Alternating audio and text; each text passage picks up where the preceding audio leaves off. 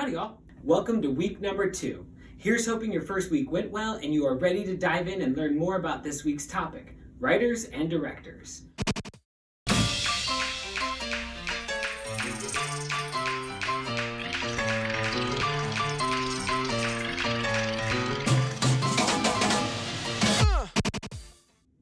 This week, we are going to focus on the two main individuals who get the artistic process going. The playwright, who creates the script for the story we are about to tell, and the director, or the lead visionary for the production. And while there is one main director on a production, or the director, we will also dive in and explore a variety of other directing positions that could also be involved on a production. These include the musical director, the casting director, the fight director, and the intimacy director. And while they don't officially get the title of director, I also want to include the choreographer in this section because of the position and its responsibilities. Let's pop over to the syllabus and take a look at what is assigned for our Tuesday class this week. Starting with the welcome video, which you are already halfway into, good start. The next thing to work on once you finish this is watching the videos for assignment number 1 in the Working in Theater videos. Those links being on page 5 of the syllabus. In the videos for this week, you get a first-hand look into the process and collaborations that go on specifically in regards to playwrights and directors. You will hear these artists talk about their work and see examples of what they do or their work in action. We will see how the writing process goes and see how new works are developed. There's a great roundtable with a number of directors on their process, collaborating with other artists, and how they began their engagement with a piece. You'll get to see how fight directors and intimacy directors help bring the world to life, and how their actual focus is less about creating something for the audience, but more about creating something that tells the story while ensuring the actors feel safe on stage. You'll see the seamless way teams incorporate a music director and a choreographer on a musical production.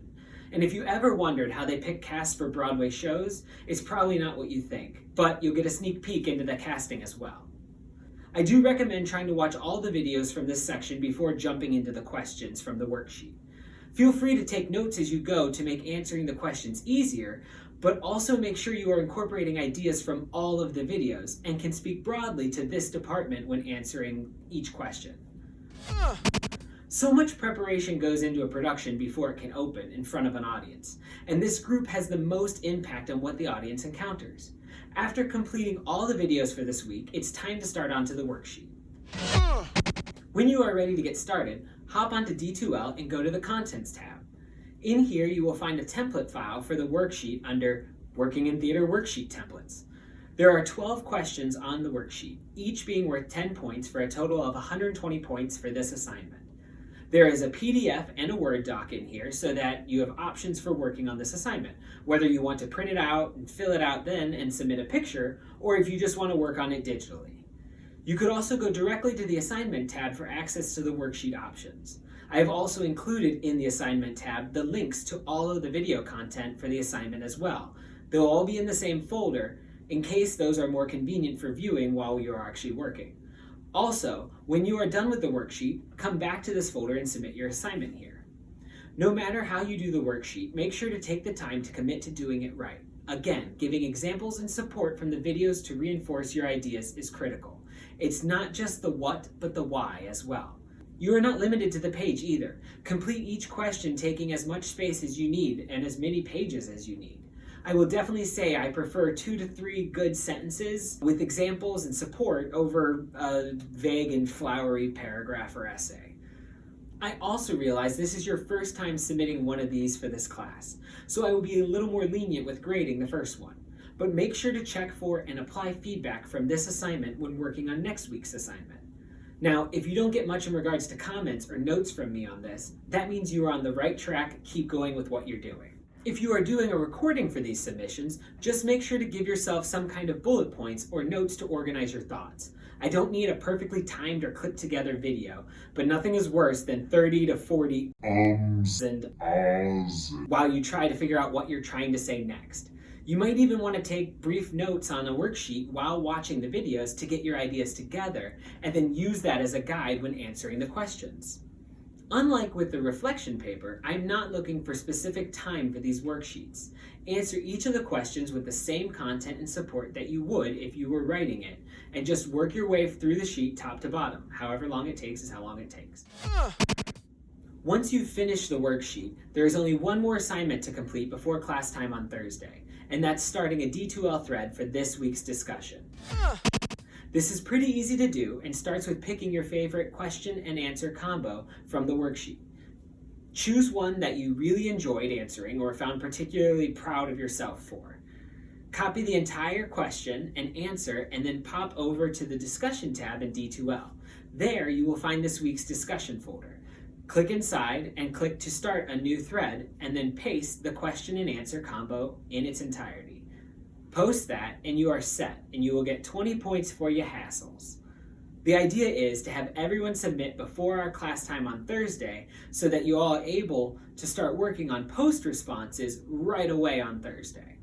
And while you can't really start working on your responses until Thursday, when all the threads are available, your 2 post responses are the last assignment for the week. So make sure once Thursday rolls around and before class on Tuesday, July 14th, that you find 2 other student threads and submit a reply to them in a thoughtful way. I will reiterate what I said in the syllabus video, but remember, this needs to be a few sentences that analyze the thread in a positive, productive way. A good rule to go by, as always, will be give praise freely and often and offer improvements, but gently. That's it for this week's assignments and submissions. Let's do a quick recap of what you have to do and when it's due so that you can come back and check that later if you need. Number 1, watch this video, check. Number 2, watch all the videos listed for assignment number 1 on page 5 of the syllabus. Number 3, complete the Working in Theater worksheet or recording based on the videos and submit it on D2L by the start of class on Thursday, July 9th. Number 4, post your 1 question answer combo into a new thread in this week's discussion on D2L, also by the start of class on Thursday, July 9th. Number 5, starting on Thursday, July 9th, create 2 post responses for other threads and get this done before the start of class on Tuesday, July 14th. That's it for week 2. Don't forget that once you complete number 3 and number 4 of this list on D2L, the content for week 3 will become available. And you can start working on that whenever you like. As usual, email me with questions or concerns, and I look forward to seeing your work this week and seeing you all next week. Thanks, everyone.